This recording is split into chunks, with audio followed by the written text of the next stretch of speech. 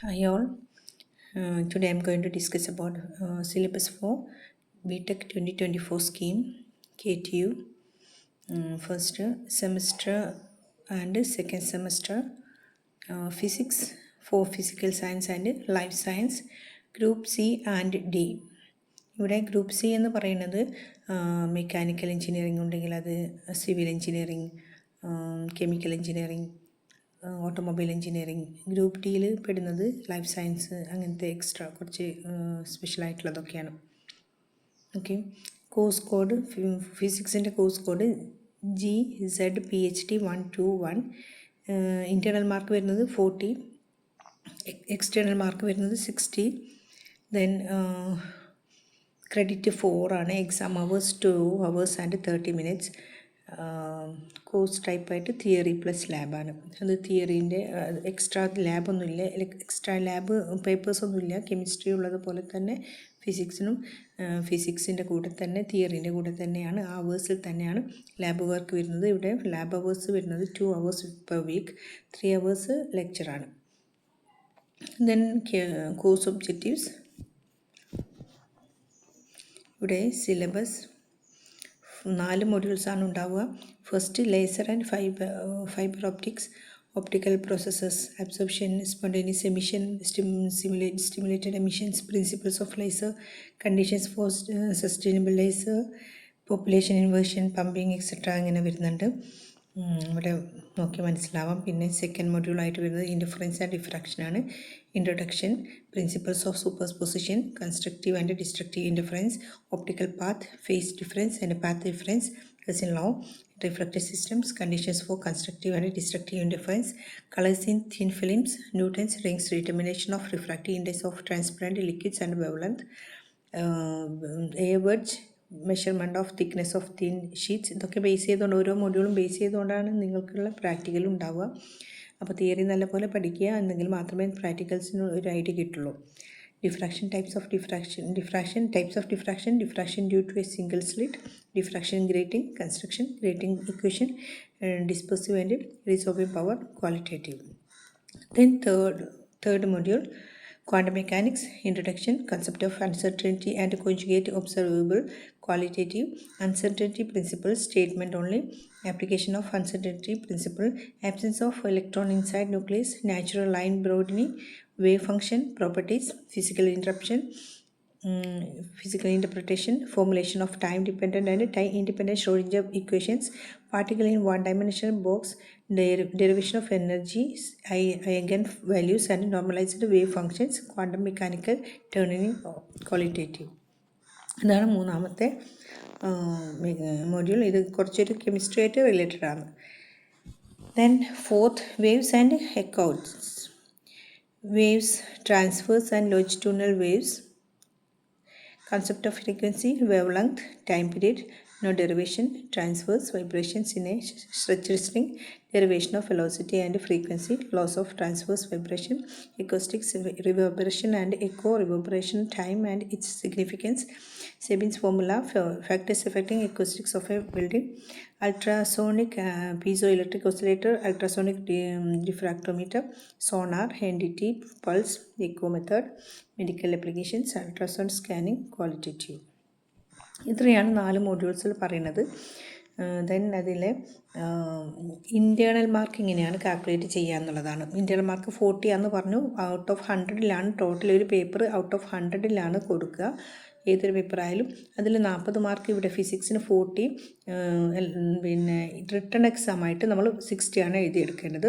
ഇവിടെ 40ലും അറ്റൻഡൻസിന് 5 marks, continuous assessment 10 marks, internal examination return 10 marks. Internal examination return എന്ന് പറഞ്ഞാൽ internal academic assessment ആണ്. Series 1 എന്നൊക്കെ പറയുന്ന ഒന്നാമത്തെ എക്സാമാണ് 10 മാർക്കിന്. Internal examination 2, that means internal academic assessment 2 or series 2, 10 marks.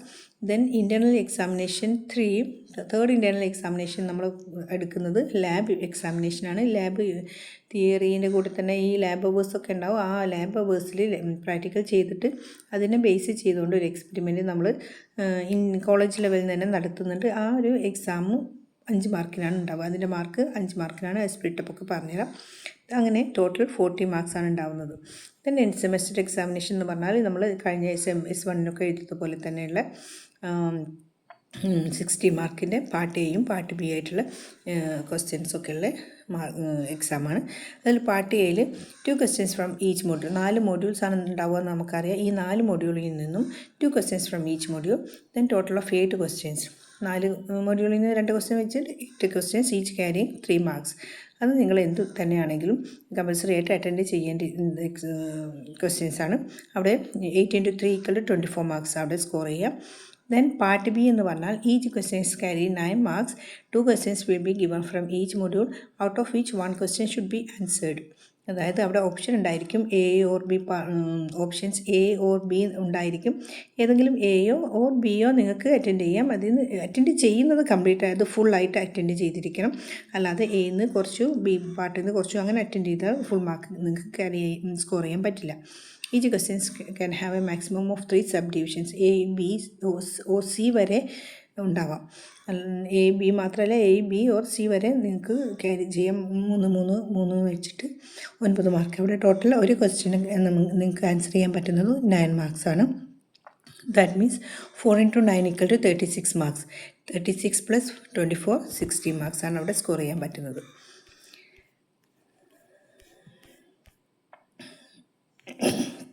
Text book refer ചെയ്യാനുള്ള reference ബുക്സാണ് ഇവിടെ.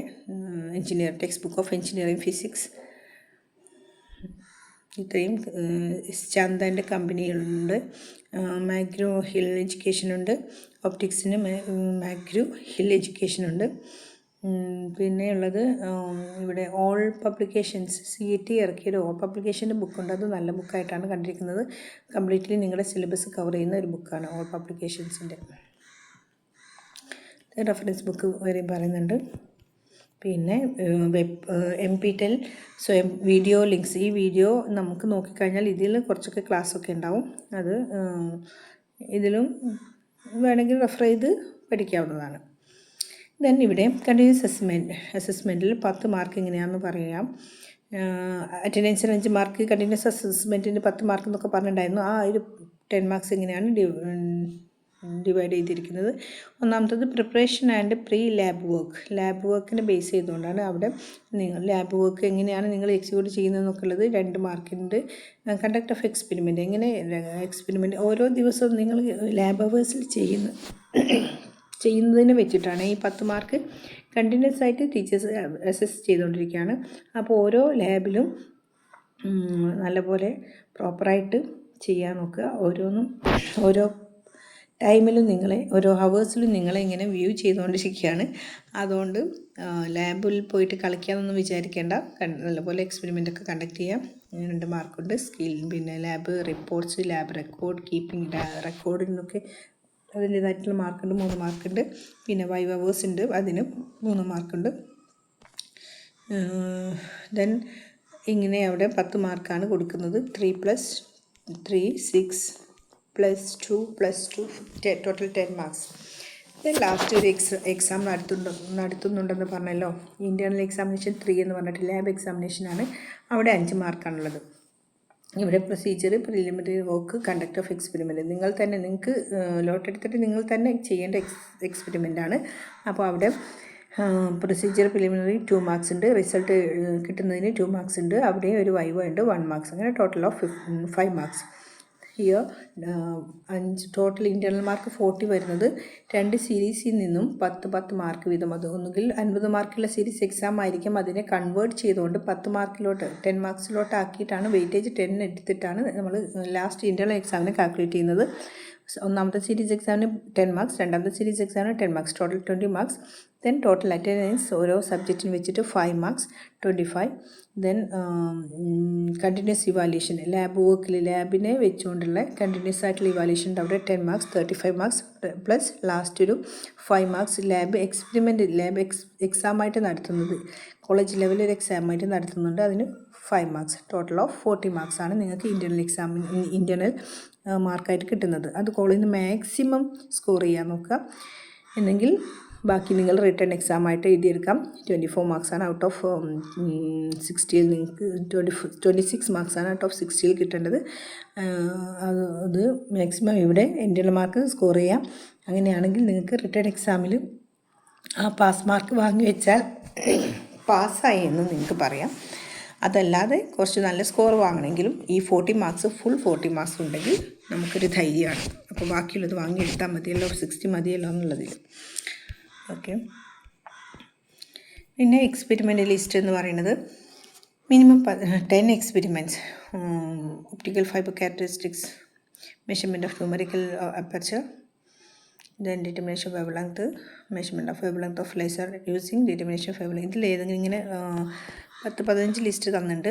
അതിൽ ഏതെങ്കിലും 10 അത് നിങ്ങളെ കോളേജ് ഓപ്റ്റ് ചെയ്യുന്നതിനനുസരിച്ചിട്ടായിരിക്കും ഉണ്ടാവുക ലാബ് പ്രാക്ടിക്കൽസ് ചെയ്യുന്നത്. അതുകൊണ്ട് സിമ്പിളായിട്ടുള്ളൊരു സിലബസാണ്. നിങ്ങൾ മുമ്പത്തെ സ്കീമുകൾ 2090 സ്കീമും അതൊക്കെ വെച്ചിട്ട് കുറച്ചുകൂടി ടഫായിരുന്നു. അത് വെച്ച് നോക്കുമ്പോൾ നിങ്ങൾക്ക് സിമ്പിളായിട്ടുള്ള ഒരു സിലബസാണ് കിട്ടിയിരിക്കുന്നത്. പാസ്സാവാനും എല്ലാത്തിനും നല്ല ഈസിയാണ്. ക്രെഡിറ്റ് വേണം. ഒരു പേപ്പർ പാസ്സായി കഴിഞ്ഞാൽ, ഈ ഫിസിക്സ് പേപ്പർ പാസ്സായി കഴിഞ്ഞാൽ നിങ്ങൾക്ക് 4 ക്രെഡിറ്റാണ് കിട്ടുന്നത്. 5ാമത്തെ സെമിസ്റ്ററിലോട്ട് കടക്കണമെങ്കിൽ 21 ക്രെഡിറ്റ് നിങ്ങൾ കയ്യിലുണ്ടായിരിക്കണം. അത് ഓർത്തുകൊണ്ട് പഠിക്കാൻ ഇരിക്കുക. Okay, all the best. Video ഒന്ന് ഫ്രണ്ട്സിനൊക്കെ ഒന്ന് ഷെയർ ചെയ്ത് കൊടുക്കുക കേട്ടോ. ഒന്ന് സബ്സ്ക്രൈബ് ചെയ്യുകയും ചെയ്യാം.